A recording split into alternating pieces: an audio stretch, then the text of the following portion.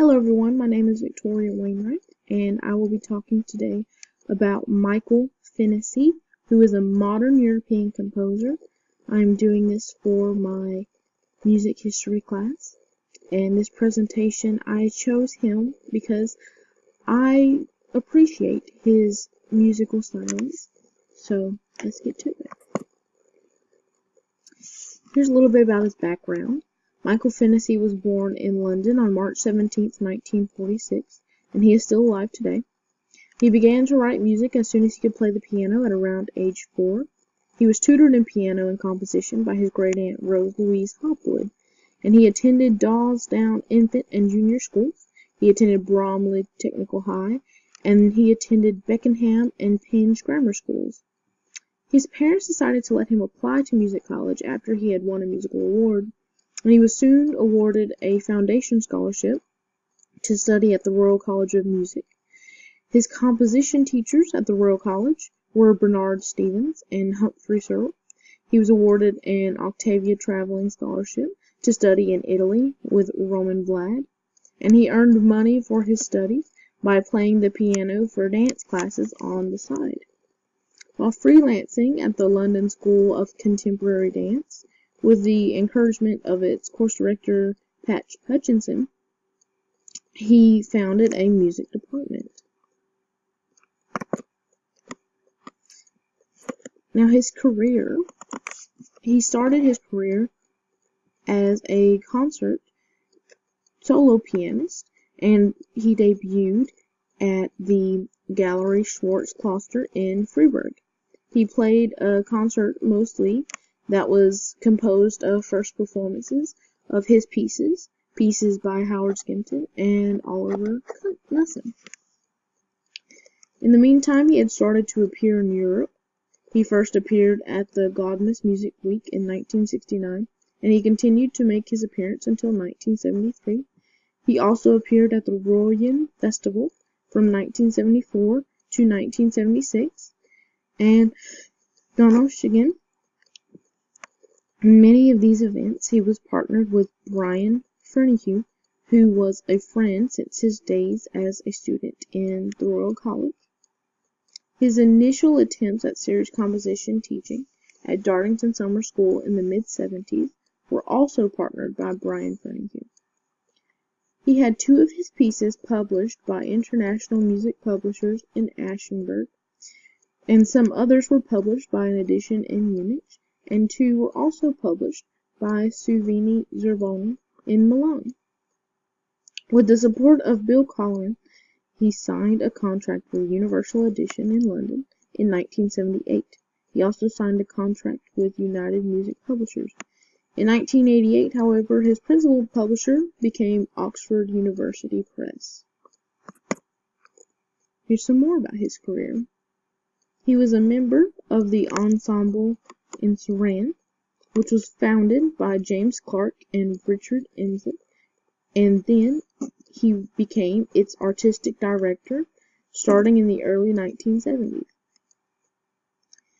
He joined Ixion, which was founded and is still directed by Andrew Tuvey in 1987. He played the piano, but he also conducted concerts with both of these groups. And in the late 1980s, he was invited by Justin Connolly to join the British section of the ISCM. From 1990 to 1996, he served as its president and traveled all over Europe, Asia, and Latin America. He has since been elected to honorary membership of the Society. He has been attached to Colma, which was initially known as the East London Late Starters Orchestra, since its inception. He has also been a resident composer to the Victorian College of the Arts in Melbourne, Australia, and to the Gay and Lesbian Mardi Gras in Sydney. His principal teachings have been at the Royal Academy of Music in London, Winchester College, the Catholic Universiteit of Leuven in Belgium, and at the Universities of Sussex and Southampton, at which he teaches currently. In 2006, Michael Finnessey's 60th birthday year, the highlights of the Finnessey Weekend Festival had the world premiere of his song cycle Whitman at HCMF and a full performance of his epic piano cycle, The History of Photography and Sound. In January 2008, we saw the revival of his major orchestral work, Red Earth, by the BBC Symphony Orchestra, and it was chosen by Judith Ware to form part of the BBC Composer Weekend. Finnessey was also featured as a composer at the Borealis Festival in Norway and at the Time of Music Festival in Finland in 2009. One of Finnessey's most substantial works of 2010 was a commission from the New London Chamber Choir at the Huddersfield Contemporary Music Festival. The work, Gloucestersheim, was premiered by the New London Chamber Choir and the Rasher Saxophone Quartet at the November Festival in the Netherlands, and then performed again at the Huddersfield Contemporary Music Festival in November of 2010. His awards and achievements. He received the William Yeats Hurlston Composition Prize at the Croydon Music Festival. Finnessey has been featured as a composer at the Bath, Huddersfield, and Almeida festivals, and his works are widely performed and broadcast worldwide. In February of 1999, a festival at Harvard University in Boston was devoted to his music, and several world premieres were taking place in 1999 at the Music Factory Festival in Bergen. In 1990, Finnessey was appointed president of the International Society of Contemporary Music. Finnessey's style. His music is characterized by the range of extremes often found in his work. His opposing binary structures are found commonly, often seen as juxtaposing textures, and they in the register and tempi. Many of Finnessey's compositions are statements or reflections on topics of personal significance. He's a prolific composer, and his exploration of a wide range of music, especially folk music, is combined with a fascination for mathematical structures. His interaction between these two ideas symbolize both the innocent, unconditional response to music making and the emotions behind it, as well as the rigorous intellectual processes that accompany the more technical side of music making. He frequently creates an emotional quality in his compositions that have been described as a happy melancholia. The shifts in balance between these two aspects has given rise to a variety of works ranging from the complex pieces where rhythmically independent melodies are piled on top of each other and are fragmented and decorated, to compositions which focus on the quality of a single line, given the simplest of accompaniments. And here we have one of Finnessey's pieces called Back on Earth. This piece was originally meant to be a kind of interpretation of Saturn's rings. That's why this piece has a curvature about its notes, because it was meant to represent that. I'm about to play a short excerpt from you now. It was first performed in 2004, and this is what it sounds like.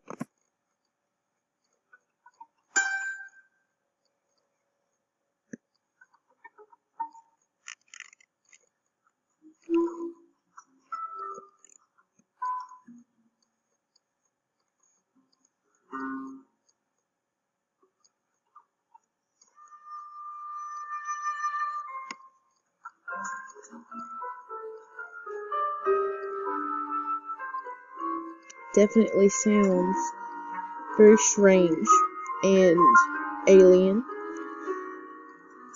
which is even more brilliant considering the setting of the piece. It's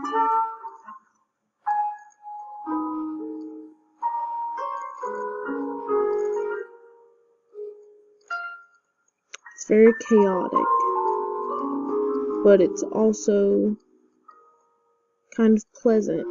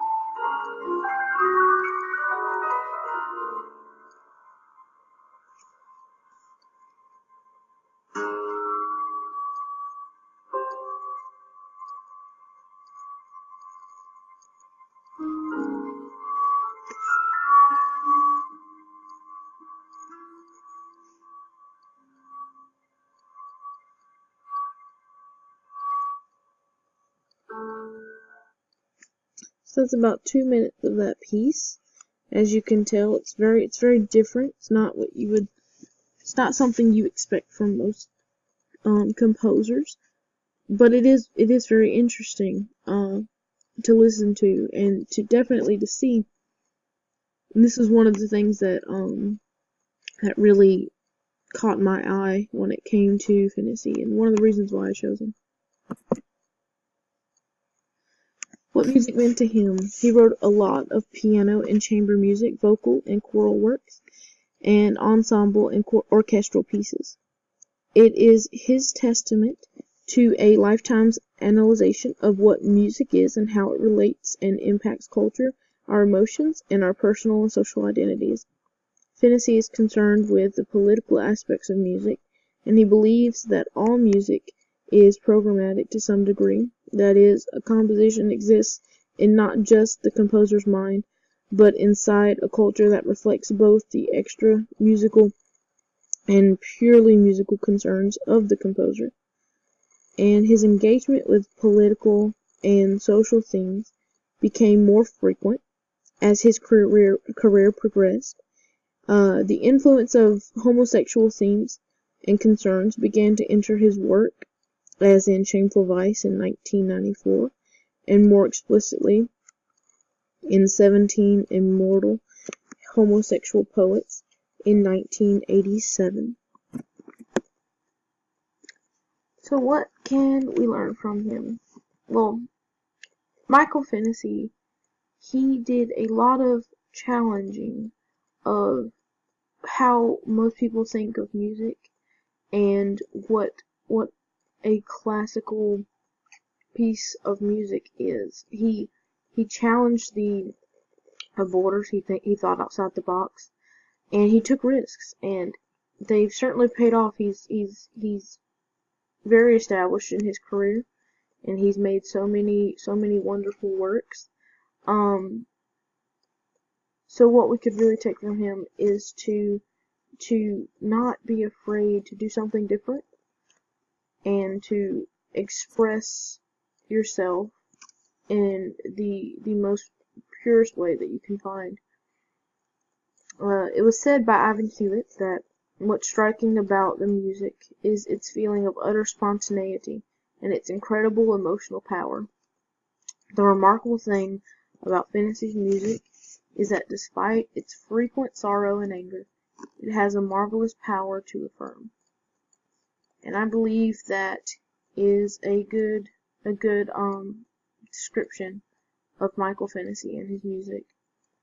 He really tries to push what music can do and how it can affect people and how it can change things, especially in the culture. He changed the rules because he wanted to give people freedom. He wanted to have more freedom for himself as far as music was concerned. And I think that is a brave thing. So, I thank you, Michael Finnessy, for being brave. And this is the end of my presentation. Thank you